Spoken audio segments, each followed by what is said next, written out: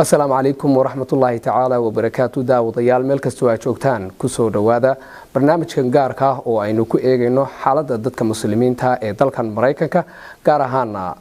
dadka Soomaaliyeed xilli lagu guda jiro bisha barakaysan ee Ramadaan ayaa waxaa jira hanjabaado soo gaaraya qaar ka mid ah masaajidda magaalada Columbus ee Soomaalidu ay leedahay iyo kuwa kaleba haddaba si aynu ugu kuurgalno xaaladahaasi jira ayaana waxaanu booqanay mid ka mid ah masaajidda magaalada Columbus oo ah masaajidka Abubakar Sidiiq oo ku yaala galbeedka magaalada Columbus waxaynu la kulanay agaasimaha guud ee masaajidka Abubakar Sidiiq Sheekh Horseed Nuux oo ah isla markaana afayeenka dalada ay ku mideysan yihiin masaajidda magaalada Columbus ee Soomaaliyeed ee marka magaceeda la soo gaabiyay loo yaqaan Siko kadib qaraxyadii ka dhacay dalkan Mareykanka 11 bishii September sanadii 2001 waxaa guud ahaan dalka Mareykanka iyo meelo badan oo caalamka kamid ah ku soo kordhayay islaam nacaybka iyo waliba dhibaatooyin loo geysanayay dadka muslimiinta si guud iyo si gaar ah haddaba marka loo eego dhacdooyinkaas iyo kuwii ugu dambeeyay ee ka dhacay wadanka New Zealand oo lagu laayay dad muslimiin ah ayaan waxaan wax ka weydiin doonaa Sheekh Horseed Nuux bal sida ay tahay xaaladda dadka muslimiinta guud ahaan gaar ahaan midda muslimiinta Soomaalida Sheekh Horseed ku soo dhawow barnaamijka bal waxaad warbixin kooban naga siisaa sida ay xaaladdu haatan tahay بسم الله والحمد لله والسلام على رسول الله بعد وان دواهي waxaan runtii ugu hambalyeynaya bahda SNTV hawsha qiimka ee mujtamaca Soomaaliyeed oo hayaan runtii bishan Ramadaan waxay ka duwan tahay bilihii Ramadaan ee horeynu arki jirnay laakiin si guud marka loo tilmaamo waxa muhiim ah inaanu fahanno dareenkan ka dhanka ah dadka muslimiinta ah ee afka qalaadna islaamofobia lagu yiraahdo maanta wuxuu ka xun yahay maalmihii ka dambeeyay dhacdadii xumeyd ee September 11 waxaana keenaya waxyaabo badan oo ugu horeeyo in ay tahay markii ugu horeysayna arkayno maamulka dalkan ugu sareeya oo runtii si aan gabasho lahayn aad moodo in uu u buunbuuninayo nacaybka ka dhanka ah guud ahaan dadka soo galootiga immigrant-ka liira gaar ahaan dadka muslimiinta ah islaamofobia marka dareenkaasi waxa weeyaan runtii mu'assaso xoog badan oo balaayiin dollar leh oo leh siyaasiin xoog badan oo la yaqaan oo idaacadaha u waaweyn dalka Mareykanka iskale ma aragtay xarumaha ugu waaweyn ee dhaqaalaha bixiya taas marka waxay keentay in iyada oo markii horeba ay daraasaadku sida Center of Social Policy and Understanding ay sheegayso haddaan soo xogto directorka Dalia Mujahid oo ahaan jirtay la taliyaha arrimaha islaamka madaxweyne Obama in 72% la gaarsiiyo mujtamaca Mareykanka ah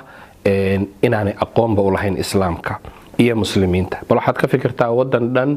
oo 72% aanay weligood la kulmin qof muslina weligoodna aanay la sheekaysan qof muslina islaamna waxba ka aqoon haddana la koraya ama la nool waaqacan islaamofobia waxaanu garanaynaa marka saameynta xooga badan ay ku yeelanayso dadku si ay u fikiraan taas baa marka waxay keentay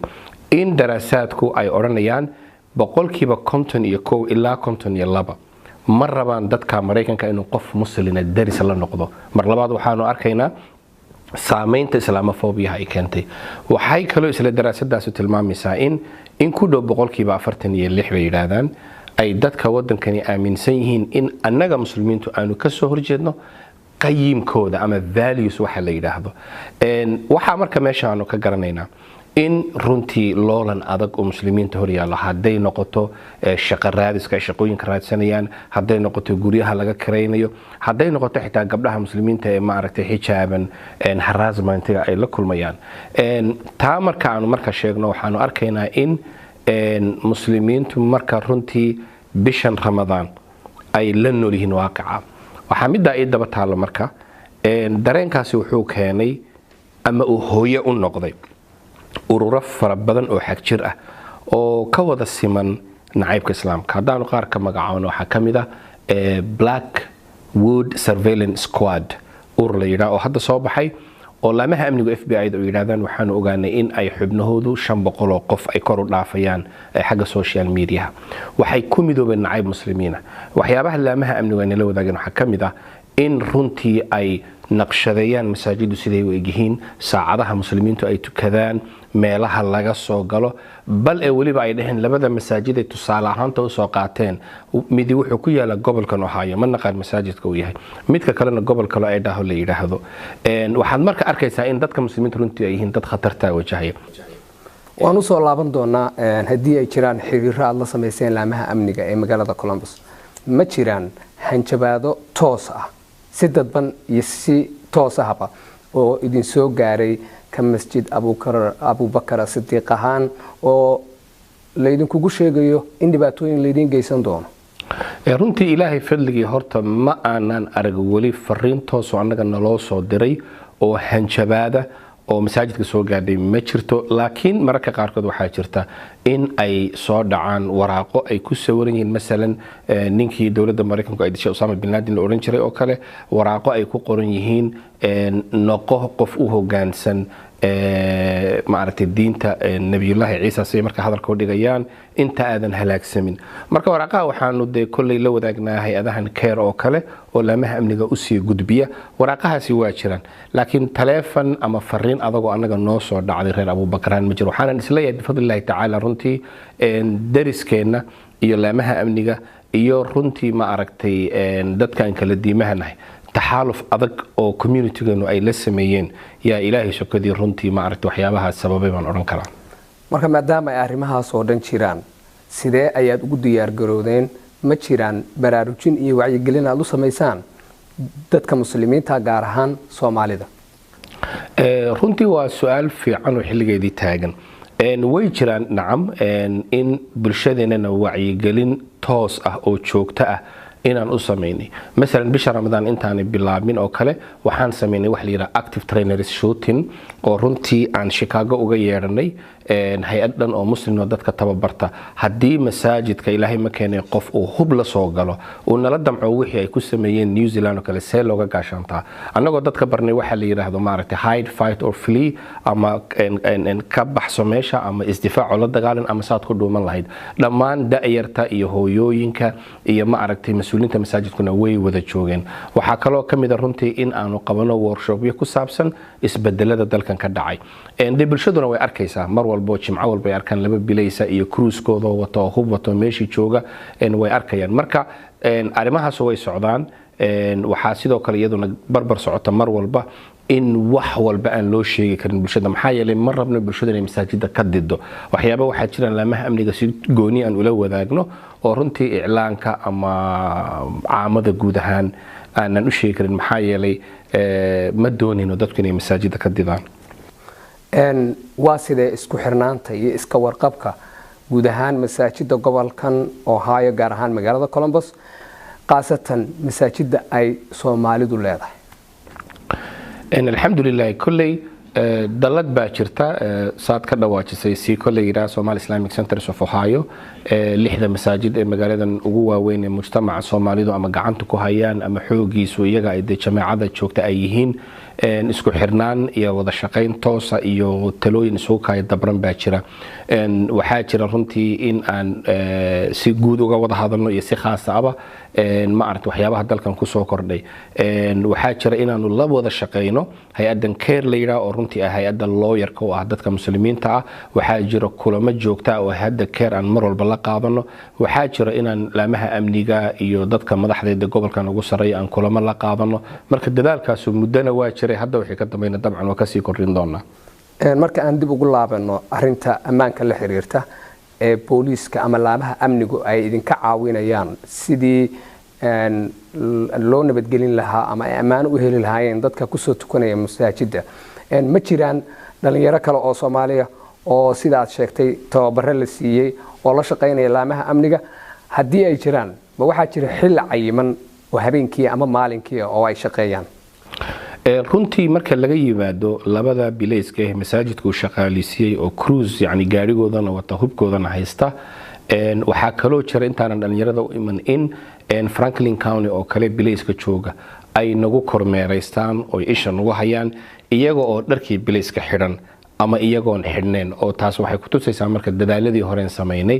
baarkinaday joogaan xaafadaha noo dhow bay joogaan masaajidka ishay ku hayeen khaasatan bisha ramadaan waxaa intaa dheer saad ka dhawaajisay dhalinyaro dhowr iyo 10 qof oo runtii tababaro fiican haysta oo intuu masaajidkan jiray ama aan idhaahdo masaajidkii hore laga soo guuray jimco walba ramadaan walba ciid walba iyo xaflado walba oon joogno runtii masaajidka ka warhaya oo bannaanka taagan darayskoodan xiran waxaa kaloo sidoo kale jira dad ogolaansho iyo permit u haysta hub oo iyaguna hubkooda sita oo jamaacada masaajidka ah oo xiriir toosa iyo mid hoosaba la leh dhalinyarada security uu isku wada xiriyin waxaana runtii keenaya masaajidda markaad aragto waa meeshii caruurta iyo hooyooyinka iyo duqeydeena iyo dadkii waalidiinta ay joogeen marka waajib weyn baa runtii inaga saaran wax walbo sharcigu noo ogol yahay at the same time na maartay isla markaana tabaabashaa inaanu galno shaqorseed waxaad ka dhawaajisay inay jiraan ururo xag jir ah iyo guruubyo isku xiran oo u abaabulan sidii ay dhibaatooyin u gaarsiin lahaayeen dadka muslimiinta magaalada Columbus oo ah magaalo ay Soomaalidu aad ugu badan tahay ama magaalada labaad ee dalkan Mareykanka haddii aad sii dhex gasho maxaa xoga oo aad ka haysaan ururadaas runtii way fara badan yihiin wayna kala daran yihiin ururadaas dhammaantoodna waxaan odhan karaa waxay ka dambalmeen hooyo ah waa dareenkan islaamofobia la yidhaah kuwa ugu cadcad laamaha amnigu isha ay ku hayaan waxaa ugu horeeya qoladan la yiraahdo maaragtay Blackwood Surveillance Squad oo runtii saan hore u sheegnay dad ilaa 500 hadda gaaraya inta la og yahay isla markaana laamaha amnigu ay la socdaan waa kuwa waxa la oran karaa runtii ugu maaragtay dhibka badan marka la eego fariimaha hanjabaada ay social media baraha bulshada ku soo qoraan waxa kamid ah Act for America kuwa la yiraahdo oo iyaguna ah kuwii maaragtay White House ka hortiisa ku qabtay mudaharaadkii weynaa oo runtii isku dayay inay meel mariyaan sharciyo ka soo horjeeda in masaajid dambe laga dhiso wadankan Mareykanka waxa kamid ah kuwa la yiraahdo Prayer Bureau of American Islamic Relations oo iyaguna runtii qayb ka ah maaragtay dadka dhibkan wada masaajida hortoodana mar walba ku sameeya mudaharaadyo hubaysan Texas saanu la socono kale waxa kamid ah kuwa la yiraahdo Islam is Evil oo iyagu ka soo bilowday waagii New York meesha dhacdadii xumeed ka dhacday la rabay agteeda in masaajid laga dhiso waxa ugu daran iyaguna oo jira Kansas Patriots kuwa la yiraahdo oo idaacaduhuba ay soo qoreen in ay qoysas Soomaaliyeed oo ilaa 200 gaari apartmentyo ku nool inay qarxiyaan oo iyaga hubkoodaba la soo bandhigay way farabadeen waxa kaloo kamida kuwa la yiraahdo ma aragtay Patriots First ama America First marka waxaas aad arkayso dhan waxay ka wada midaysan yihiin in masaajid dambana aan laga dhisin dalkan dadka muslimiinta ana la cabsi galiyo waxayna qayb ka yihiin ayaan daro halku dhagiyadan runtii foosha xun ee ka soo baxaya maaragtay maamulka dalkan joogay ka dhanka dadka muslimiinta ah marka laga tago isku xirnaanta masaajida muslimiinta gaar ahaan kuwa Soomaalida xiriirro ma la sameeysan masajiraan kulama aad la yeelataan dadka aan muslimka ahayn diimaha kala haysta oo aad u bandhigaysaan in diinta islaamku ay tahay diin nabadgelyo diin naxariis dadkaas ma u gudbisaan fariinta islaamnimada annagoo ka duulayna runtii daraasaadkii aan kula wadaaga ee ahaa in number aad u sareeyo 72% gaari kara dadka wadankan ku nool aanay la kulmin qof muslina baa waxaanu reer Abubakar haan kulay qaadanay maamul ahaan iyo community ahaanba in aan la xiriirno dadkan diimaha kala duwan kaniisadaha sinagaaga iyo tembalada annagoo ku martiqaadayna masaajidkeena barnaamijka waxa la yiraahdaa Meet a Muslim marka qaarkood boqolaalba isugu timaada communityga masaajidkeena marka hadiyaday siiyaan raashinka mujtamaceena Soomaalida lagu yaqaan loo kariyaa sidoo kale waxa loo qaybiyaa ma aragtay warqado iyo kutubo quraanka ah waxaana ay helaan fursado ay nagu weydiiyaan diinteena islaamka iyo barnaamijkaas aad buu runtii u najaxay waxa kaloo jira inaan xiriir toos la leenahay oo mar walba hadda 2 cisho ka hor way joogeen meesha mar walba yimaadaan barnaamijka Meet a Muslim baa la yiraahdaa si joogto yimaadaan khudbooyinka jimcaha oo kale way ka soo qayb galaan haday noqoto ardayda jaamacadda haday noqoto kuwa laamaha amniga ahmiyadeena waxa weeye bal dadka in ay bartaan muslimiintu waxa ay yihiin si marka loo yeelan karo dadka diimaha kala duwan ay u yeelan karaan iskaashi ku saabsan qadiyaadka caamka ah ee naga wada dhaxeeya dhamaanteen maxaa yeelay waxaynu ognahay kaniisadaha dadka madow weligood waa la beegsan jiray dadkan Jewish community-ga Yahuudda waa aragtay sida loo beegsado waxaan dhan wuxuu ka soo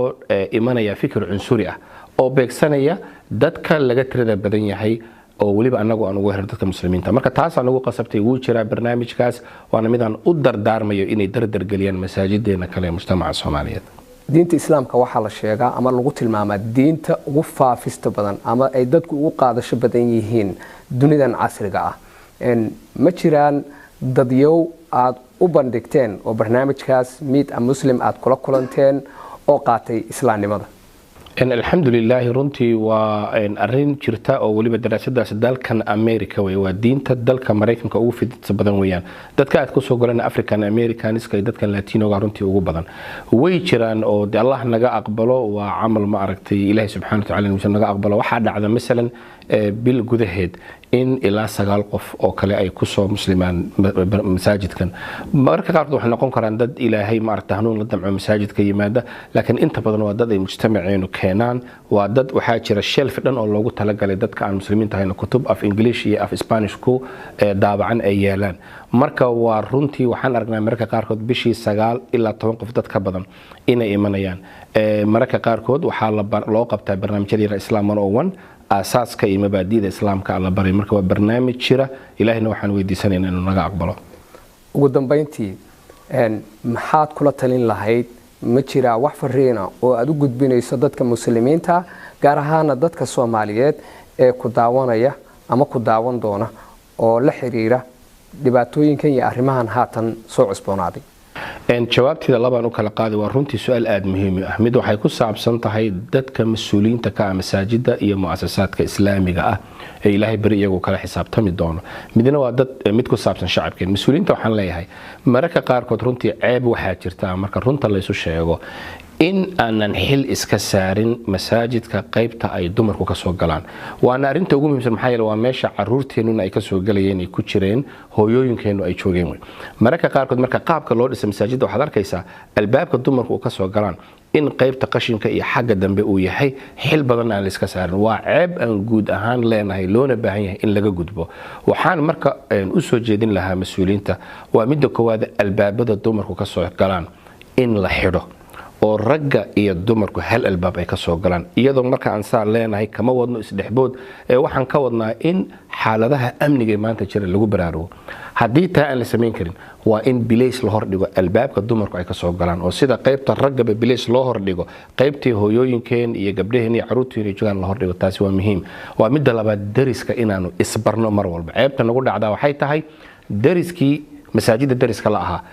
baarkinadoodii ma si khalad ah u isticmaalayna qashin baan guryahoodii ka hor daadinayna nacayb islaamku ma arinta kordhinaysa waxa loo baahan yahay ramadaanka ka hor in dariska lala xiriiro security badan la sameeyo baarkinadooda la amaan galiyo qaylada laga yareeyo waayo waaqican ku jiraan ognahay midda saddexaad in runtii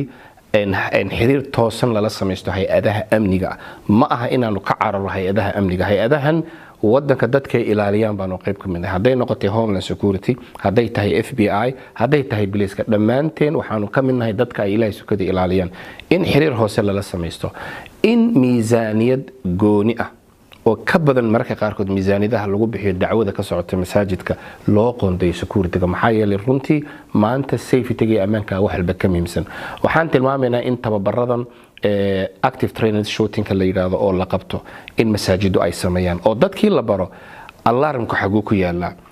hadduu dab dhaco ama la soo galo xagee loo cararaa in la ogaan karo masaajidka haday wax ka dhacaan oo dibadda loo baxo imise qof baa ku jirtay in la ogaan karo weeyaan oo inta qof ay ku tukanaysa laga warhayo waxaan sheegaynaa in jameecadu ay aqoon u leedahay dadka hay-adaha amniga la shaqeeya ama security-ga masaajidka waxaa kaloo iyadana jirta in masaajida loo baahan yahay mar walba in ay bartaan waxa la yiraahdo suspicious activity mesela qof baa masaajidka soo galay weligaa maadan arag waxa uu eegyahay qof ma aragta aan jamaacada kamid ahayn waa inaad u tagi karto salaami karto oo ma lagu caawiyo aad oran karto qofka marka wuxuu ogaanayaa in la soo jeedo marka waxyaabahan falalka shakiga keenaya in dumarkana la baro raggana la baro sidaa darteed haddii gudaha la soo galo ay jamaacadu garan karto qofka ku cusub oo ay salaami karto haday ka shakiyaan security-ga masaajidka ay u sheegi karaan waxaan ku soo gabagabeynayaa in kor loo qaado barnaamijyadan isbarashada dadka diimaha kala duwan maxaa yeelay runtii kaniisadahan shacab badan baa ku hoos jira dadkan yahuudda meesha ku cibaadaystaan shacab badan baa ku hoos jira. Shacabka iyo inagu waxaanu ka wada simannahay arrimo badan, waxaanu ku kala duwannahay arrimo badan. Waxaanu ka wada simannahay waa in la xoojiyo marka oo ku saabsan amnigeena,